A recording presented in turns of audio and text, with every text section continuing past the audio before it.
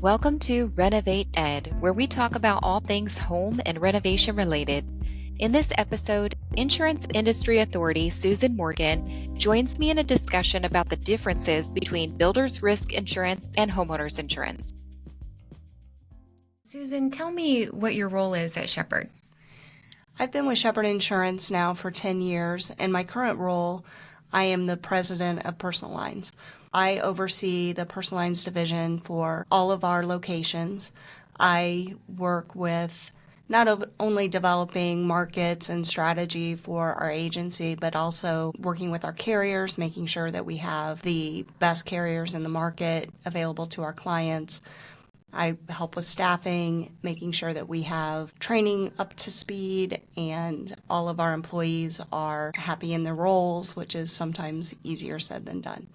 And some travel involved? Oh, travel, definitely. I have the pleasure of going to our different offices, meeting with our different employees, understanding the marketplace in each of those locations. And I think that's one of the things I appreciate about you is you're not just an agent, but you get to see what is going on in insurance from a high level. And I value your feedback. So I think, and of course, you're my personal agent. Absolutely. For many years now. Yeah. One of the things that I love about working with you is that you're an independent insurance agent. In the mortgage world, we're independent mortgage bankers, which means that we get to see pricing from a variety of different lenders, and we can still originate the loan and close the loan in our name, but we sell it on the secondary market to somebody who has a great price, or maybe our price is better, the direct price to Fannie or Ginnie or wherever. But you have that wonderful ability too. So I know every year I email you and I'm like, hey, can we shop this? And you go ahead and do that shopping for me because you are an independent insurance agent and have access to other lines as well, right? And absolutely. Yeah. And historically, we had you with the right fit, the right carrier, and you were with that carrier for several years. I was. Mm-hmm. And then the carrier made a change where they decided they were no longer going to offer personal insurance.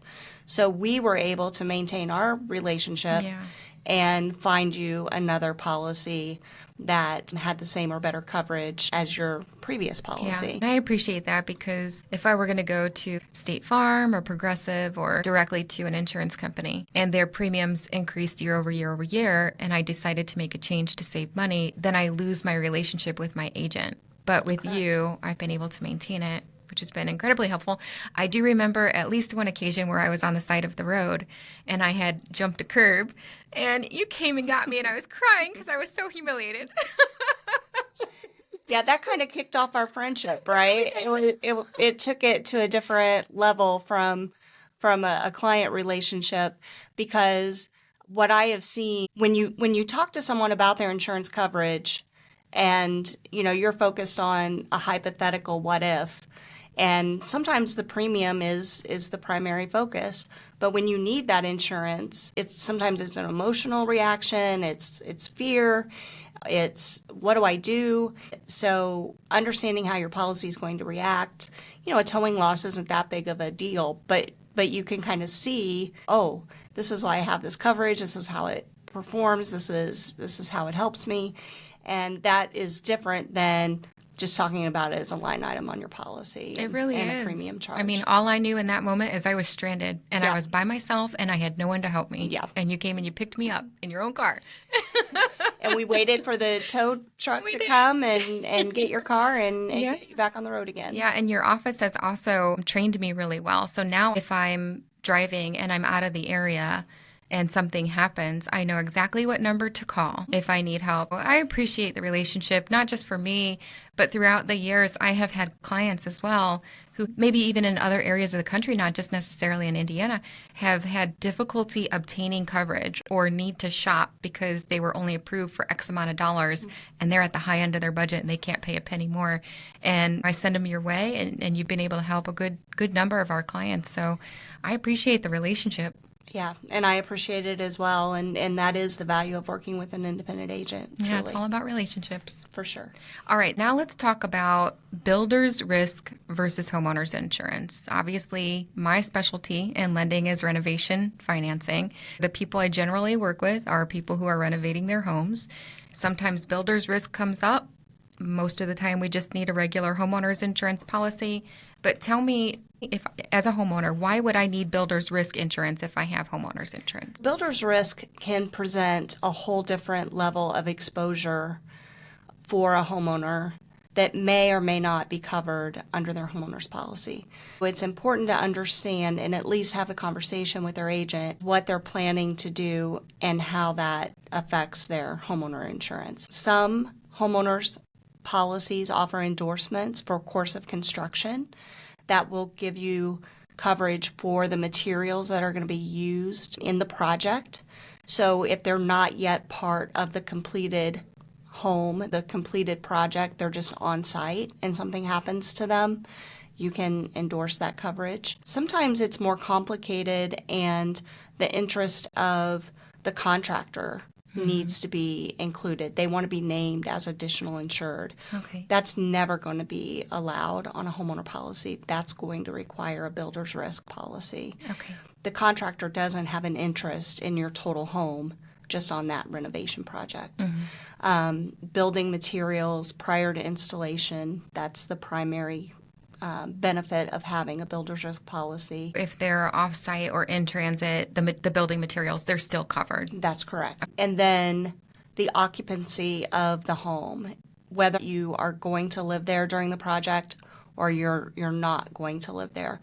Most homeowner policies have a vacancy clause that will limit your coverage if you're not living in the home for a period of time. So at any period during the renovation, if that house is going to be vacant, then you're likely going to need a builder's risk versus homeowner's insurance. Depending on that period of time. Okay. If it's a week, if you're going on vacation with your family and you're going to have this project done and the timing works out, not as much of an issue. Okay. But if you have to move out for 90 days, it could very well be an issue. Good to know. Typically, these builder's risk policies are paid by whom? It could be paid by the contractor or by the homeowner. Oftentimes on my end, I'm seeing the homeowner make the payment, but it could be the contractor that pays for it. The contractor generally has their insurance policy that they pay for and they have, but it could be limiting on certain things for certain jobs. So it's almost like having your own built-in protection that protects you, the homeowner, and the builder has a policy that's going to protect them. The builder's policy, are you referring to liability coverage and or workers' compensation? Correct. Okay, excellent. All right. What's the difference between renovating or restoring a property? When you renovate your property, you're using new materials. You're following the current trends that homeowners are using to update their homes. Makes sense. Yeah. With restoration, you're putting it back to the original condition of the home. So if you buy a historical home and you're using like lead glass or plaster, hardwood floors, like things to restore it back to its original condition, then that requires special endorsement coverages on your policy. That would be a conversation you would want to have. So I guess the point is those terms are not interchangeable when it comes to insurance. Restoration and renovation have two different definitions. I'm learning something new. I did not know that played an impact in the insurance policy. It definitely can. Another good to know. On the builder's risk, my understanding is that is a policy that has a different term. Homeowner's insurance is 12 months. Correct. You pay the premium in full up front. A lot of times it's escrowed into your mortgage payment. Correct. And then the mortgage company cuts the check to the insurance company once a year and adjusts the escrow accordingly so that they have enough money to pay it the next year. Correct. But builder's risk, that policy term, tell me a little bit about that. You can choose a different policy term depending on the length of your project. It can be 3, 6, 9, or 12 months. And it can be extended. If you have a 3-month policy and the project goes into 5 or 6 months, then you can choose to extend that policy. Did not know that. Another important thing to understand, though, is earned premium. Typically on a policy, it's prorated. So if you cancel your policy 8 months in, you get a refund for the remainder of that term. On a builder's risk policy, it can be fully earned. So if you buy a 6-month policy and cancel it at that 5th month, you may not get a refund. It may be fully earned. So that's just an important question to know. Or if your agent says this is a fully earned premium, you need to understand what that means. Okay. That is great information. Another thing I did not know is the insurance agent, do you think most of the time they're going to explain that to the client up front, or as the client, do you need to ask? I would say that the majority of agents want you to know that information because we never want to give bad news. Yeah. So knowing that up front. And that can also help you to determine the length of time that you want to buy a policy. Yeah. If your project looks like it could be 5 to 7 months, well, if you choose 6 months and then choose to extend it, you can. But just know, it's 6 months. If it goes 5, then you're not going to get a refund. Okay. All right. Great information. And then as a side note, from the lending perspective, I might add that while it may not be required by the insurance agent, if you're financing renovation costs, your lender is going to want a quote for the builder's risk because we'll pay that in full at closing. But then we also need a quote for the permanent policy. Even though it's not going to take effect right away, we're going to use that to build the escrow account. So we always ask for 2, FYI. Okay.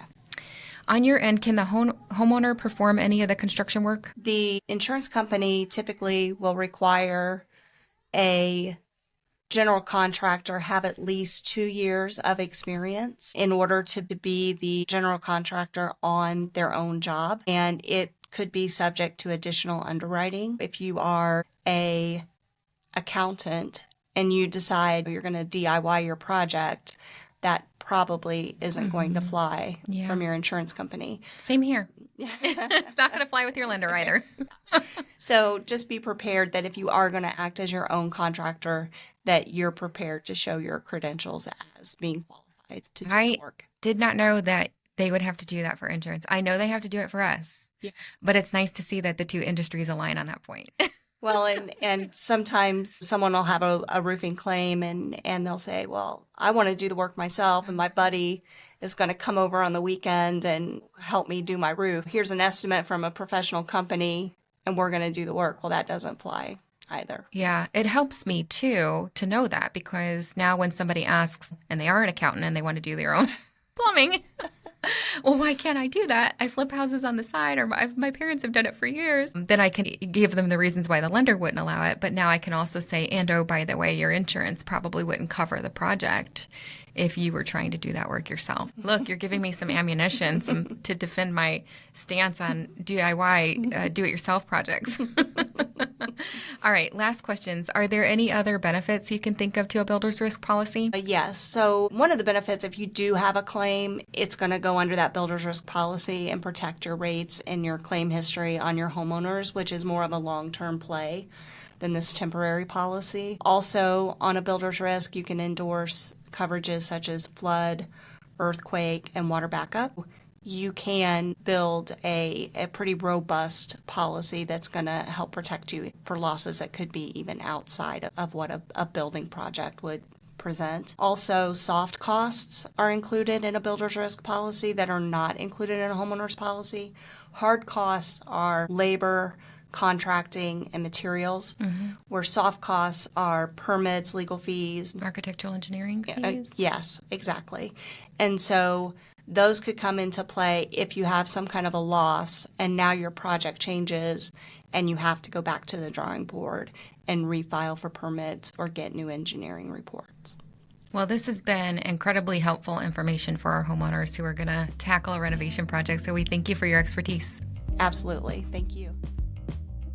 Now, the legalese required to appease attorneys, compliance officers, and regulators. This podcast is hosted by Jennifer Goldsby, NMLS 591226, VP, Renovation Lending. The topics discussed herein reflect my personal opinion. They do not represent the opinions of Diamond Residential Mortgage Corporation and its management. Discussions about loan programs in this podcast are not a commitment to make a loan. Programs, approvals, rates, fees, and loan terms are subject to loan applications, credit risk, appraisal evaluation, underwriting guidelines, and other lending or qualification criteria and limitations, and are subject to change without notice. Not all products are available in all states. Not all borrowers will qualify. Diamond Residential Mortgage Corporation, 582 Oakwood Avenue, Forest 60045, 847-244-9301. NMLS 186805. For licensing information, go to nmlsconsumeraccess.org/entity details.aspx/company/186805 Equal Housing Opportunity. Diamond Residential Mortgage Corporation is not affiliated with or acting on behalf of or at the direction of FHA, VA, USDA, Fannie Mae, Freddie Mac, or any governmental body or agency.